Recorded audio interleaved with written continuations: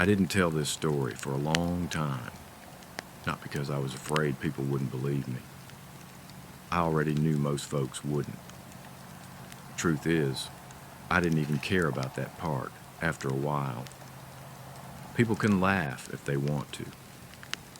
They can say it was a drone or a military test or too much whiskey by the fire. But I know what I saw. And more than that, my dog saw it too. That's the part I can't shake. See, I've spent a lot of nights outdoors. I grew up camping, fishing, hunting, hiking trails nobody uses anymore. I've slept in tents through thunderstorms, heard coyotes screaming from the ridges, had raccoons tear through my food bag like little masked burglars. I've had bear prints outside my tent in the morning. I've been alone in the woods enough times to know the difference between normal, scary, and something that feels wrong. This happened about 8 years ago, up in the mountains at a place called Black Pine Ridge. Now, that's not the official name on any map. That's just what the locals called it because the trees up there were old and dark. And even in daylight, they looked like they'd been burned from the inside. Tall pines, thick branches, black bark, and a silence that always seemed a little too heavy. I had been going through a rough spell back then. Work was bad. My relationship had ended. I was sleeping badly, eating worse, and I just needed to get away from people for a few days. So I packed my old truck, grabbed my tent, some canned food, a cooler, my fishing pole, and my dog, Roscoe. Roscoe was a shepherd mix, about 70 pounds, black and tan, smart as anything and stubborn as a mule. He wasn't aggressive, but he didn't scare easy either. He'd bark at strangers, chase off coyotes, and once stood between me and a rattlesnake without me even knowing the snake was there. That dog trusted his nose before anything else, and I trusted him. The place I picked was about 6 miles off the main road, down an old logging trail that hadn't seen maintenance in years. You couldn't get up there without a 4-wheel drive unless you wanted to leave half your car underneath it. That was exactly why I liked it. No RVs, no loud music, no teenagers, no families with generators running all night. Just woods, just peace. I got there late in the afternoon, maybe around 4. The sun was already leaning toward the western ridge, throwing that golden light through the trees. Roscoe jumped out before I even opened the door all the way and started sniffing like he'd been hired to inspect the whole mountain. I set up camp in a small clearing near a creek. Not a big one, just a narrow strip of cold mountain water running over rocks, making that soft sound that helps you sleep. The clearing had an old stone fire ring, which told me people had camped there before, but not recently. There were pine needles packed thick over everything, and some of the old rocks had moss growing up the sides. I remember thinking, perfect. I got the tent up, gathered some firewood, and tied a line between 2 trees to hang my food bag. By the time I got a fire going, the whole forest had started turning blue around the edges. That's something people forget about the mountains. Night doesn't just fall there. It rises. It starts down in the hollows and creeps up through the trees. By 7, it was fully dark. I cooked a can of chili in a small pot, ate it with crackers, gave Roscoe a little piece of jerky even though I always told myself I wouldn't, and sat by the fire listening to the creek. The stars came out strong that night. No clouds, no city glow, just a clean black sky full of stars. Roscoe lay beside me with his head on his paws, watching the fire. For the first time in months, I felt calm. That lasted maybe an hour. The first strange thing was the silence. Not regular quiet, not peaceful quiet. Silence. If you've spent time in the woods, you know there's always sound. Bugs, wind, owls, leaves shifting, small animals moving around. The creek was still running, but everything else just stopped. It was like someone had put a glass bowl over the whole mountain. Roscoe noticed it before I did. His ears lifted, then his head came up. I looked over at him and said, "What is it, boy?" He didn't bark. He didn't growl. He just stared into the trees behind me. I turned and looked. Nothing. Just pines. Firelight flickering against the trunks, darkness between them. I listened harder. No crickets, no night birds, no rustle of brush. Even the wind had died. Then Roscoe stood up, slowly. My keys were in my pocket, but my hands were shaking so badly I dropped them in the dirt. Roscoe kept turning in circles, leash twisting around my legs, whining with his mouth closed. The hum grew louder. I fell to one knee, patted the ground for the keys, found them, and hit the unlock button. Nothing happened. No beep, no click, no lights. I tried the key manually and got the door open. Roscoe jumped in before I even told him to. I climbed in after him and slammed the door. The second the door shut, every window fogged over from the outside, not from our breath, from outside. A white film spread across the glass like frost, but it was summer. I wiped at the windshield with my sleeve from the inside. It didn't clear. The fog was on the outer surface, thick and milky. The hum vibrated through the truck. I put the key in the ignition. The dashboard lit up for half a second, then went dead. I turned the key again. Click, again, click. Roscoe had squeezed himself down onto the floorboard, which he never did. His whole body was trembling. I could feel it through the seat. Then something touched the truck bed. A light metallic tap. Then another. Tap, tap, tap. Like someone walking their fingers along the side. I froze with my hand still on the key. The tapping moved from the back of the truck toward the driver's side. Tap, tap, tap. Then it stopped right beside my door. I didn't breathe. Something pressed against the window, not hard, just enough to make the glass creak. I couldn't see through the fog, but there was a shadow there. Tall, too tall, thin at the top, wider lower down, not shaped like any person standing beside a truck should be shaped. Roscoe growled from the floorboard, but it was weak, scared. The pressure left the glass. Then from somewhere outside came my own voice. Roscoe. Just one word. My voice. Clear as day. Not a recording, not an echo. It said my dog's name exactly the way I say it when I'm calling him in from the yard. Roscoe stopped growling. His ears lifted. My stomach went ice cold. The voice came again a little farther away. Roscoe. He stood up on the floorboard and looked toward the passenger door. I grabbed his collar with both hands.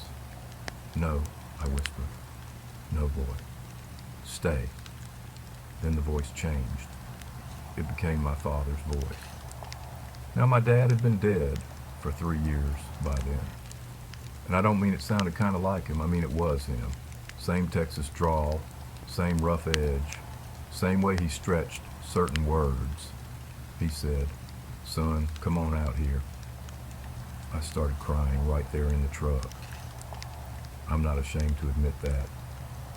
There are certain things your heart wants so badly that even fear has to fight for room. For 1 second, one stupid second, I wanted to open that door. I wanted it to be him. I wanted to see my father standing out there in the trees with his old denim jacket and that tired smile. But Roscoe saved me. He snapped his head toward the driver's window and barked like I'd never heard him bark before. Not scared now, angry, protective. Spit hit the glass. His body lunged across me toward the door, and whatever was outside didn't like that. The truck rocked, hard, like something had shoved it from the side. I yelled. Roscoe fell against the center console. The fog on the windshield flashed bright blue, so bright I had to cover my eyes. Then everything went still. No hum, no light, no tapping. The dashboard came back on. The radio blasted static at full volume. I nearly jumped out of my skin. I slapped at the power button until it shut off, then turned the key. The engine started. I didn't think.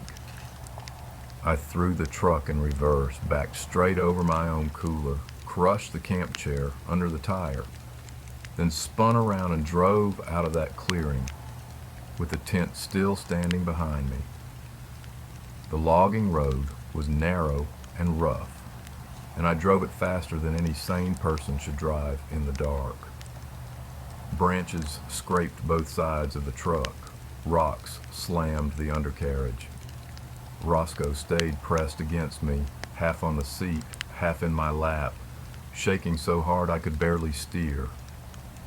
About half a mile down, my headlights caught something standing in the road. I hit the brakes. It was a deer.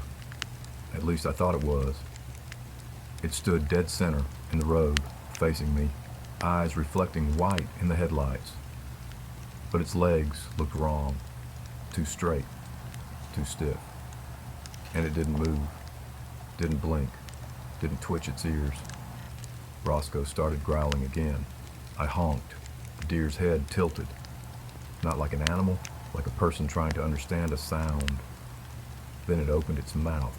No noise came out, but the radio turned on by itself. Static first, then a voice beneath it. My father's voice again.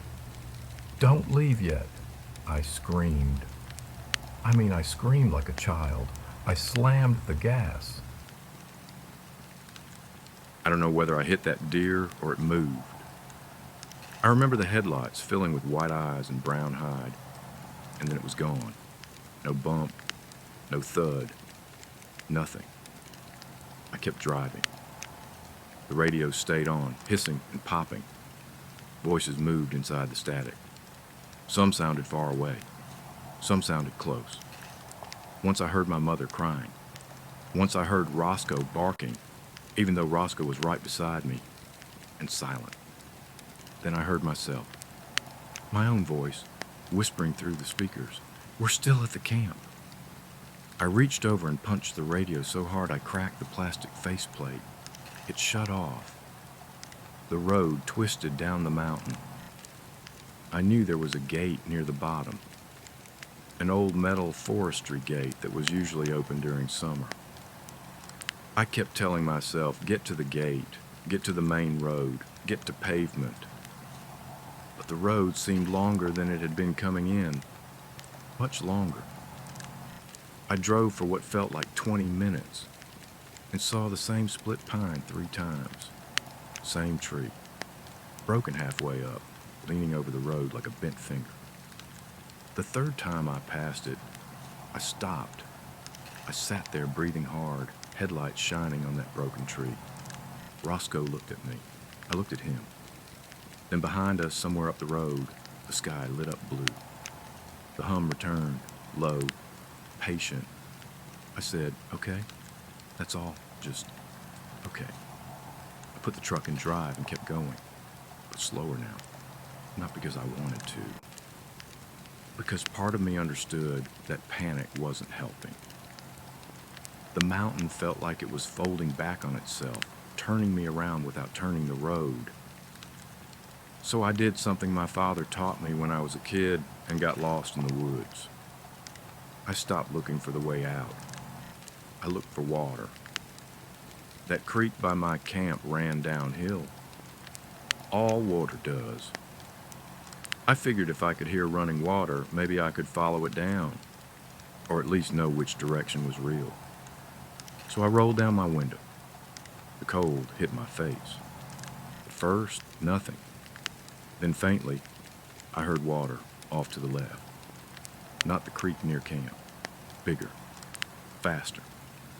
I turned the wheel toward the sound of the next fork, even though I didn't remember a fork being there before. The road got worse. Branches slapped the windshield. The truck bounced so hard my teeth clicked together. But the sound of water grew louder, and the hum faded. After maybe 5 minutes, I saw the gate. I almost cried again. It was open. Beyond it was the gravel service road, and beyond that, maybe 3 miles farther, the highway. I drove through the gate, and the second my back tires crossed over, my phone lit up in the cup holder. 27 missed calls. That made no sense. There was no signal up there. Most of them were from my brother. Then one new text came through. It said, "Where are you? Call me now." I pulled over once I reached the highway. My hands were cramped around the steering wheel. Roscoe climbed into my lap and pressed his head under my chin like he used to do when he was a puppy. I called my brother. He answered on the first ring. Before I could say anything, he said, "Where the hell have you been?" I told him I was camping. He said, "For 4 days?" I laughed because I thought he was joking. He wasn't. I'd driven up that mountain on Friday afternoon. When I came out, it was Tuesday morning. To me, it had been one night, not even a full night. I checked my phone. Tuesday, 6:13 a.m. I don't remember the drive home clearly. I remember sunrise in the rearview mirror. I remember Roscoe sleeping with his head on my leg. I remember stopping at a gas station and staring at myself in the bathroom mirror. I looked older. It sounds dramatic, but I did. My face was gray. My eyes were bloodshot. I had a scratch running from my ear down my neck that I didn't remember getting. Roscoe had one too. Same side, same angle. Like something had marked us both. When I got home, my brother was waiting in the driveway. He hugged me, then cussed me out, then hugged me again. I tried to explain what happened, but the words sounded stupid in daylight. A light. A hum. Something used Dad's voice. A deer that wasn't a deer. 4 missing days. He didn't laugh. That was almost worse. He just looked at Roscoe, who had walked straight into the house and crawled under the kitchen table. My brother said, "You need to report something?" I asked, "Like what?" He didn't answer. A few days later, I went back. Not alone. My brother came with me. I didn't want to go, but I'd left everything there. Tent, cooler, sleeping bag, stove. Part of me also needed to prove there was a campsite, that I had actually been there. We found the clearing. The tent was still standing, but everything else was wrong. The fire ring was gone, not scattered, not knocked apart. Gone. The stones that had made the ring weren't anywhere nearby. The ground where it had been was smooth and flat, covered in pine needles, like no fire had ever been built there. My cooler was not crushed, even though I remembered backing over it. It sat upright beside the tent, still latched. Inside, the ice was frozen solid, not melted and refrozen, solid. After 4 days in summer, my camp chair was folded neatly beside it.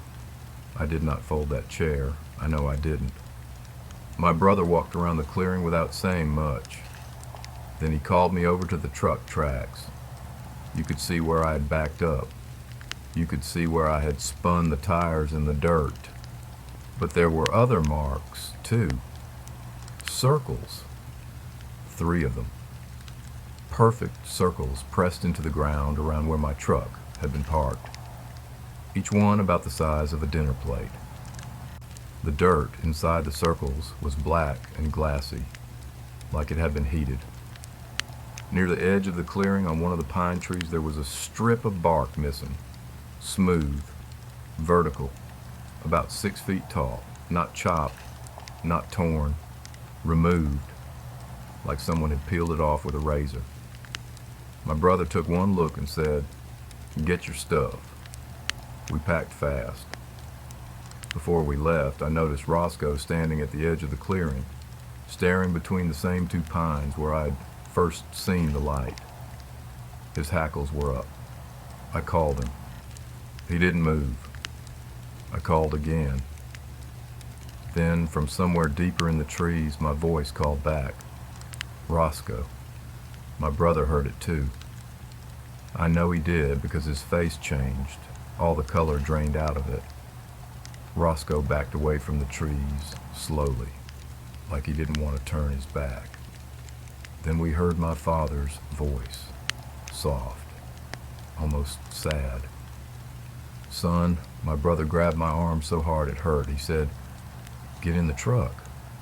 We left everything we hadn't already packed. I never went back again. Roscoe was different after that. Still sweet, still loyal, but he didn't like the dark anymore. At night, he slept facing the bedroom door. Sometimes he would wake up around 3 in the morning and growl at the ceiling, not loud, just enough to let me know he heard something I didn't. He lived 4 more years. Good years, mostly. But every now and then I'd catch him staring at the sky. Not barking, not whining, just watching, like he remembered. The strangest thing happened the night before he died. He was old by then, gray around the muzzle, hips bad, couldn't jump onto the bed anymore. I made him a soft place on the floor beside me. That night, I woke up to that hum, low, electric, far away. I sat up in bed, heart pounding. Roscoe was awake too. He wasn't scared. That's what bothered me. He lifted his head and looked towards the window. The curtains were glowing faint blue at the edges. I whispered, "No." Roscoe looked back at me. Then he wagged his tail once, just once, like he was telling me it was okay. The hum faded before I got the courage to look outside. By morning, Roscoe was gone, peaceful, curled up like he was sleeping. I buried him under an oak tree behind my house with his old collar and the red bandana he used to wear on camping trips. I don't camp alone anymore. People ask why sometimes. I usually tell them I'm older now, or my back doesn't like sleeping on the ground, or I just prefer a cabin these days. That's easier than telling the truth. Because the truth is, I still look up at the sky sometimes and wonder what really happened on Black Pine Ridge. I wonder where those 4 days went. I wonder what stood outside my truck wearing my father's voice. And every once in a while, when the night is too quiet and the air feels heavy, I swear I can hear that hum again. Not loud, not close, just somewhere above the trees, waiting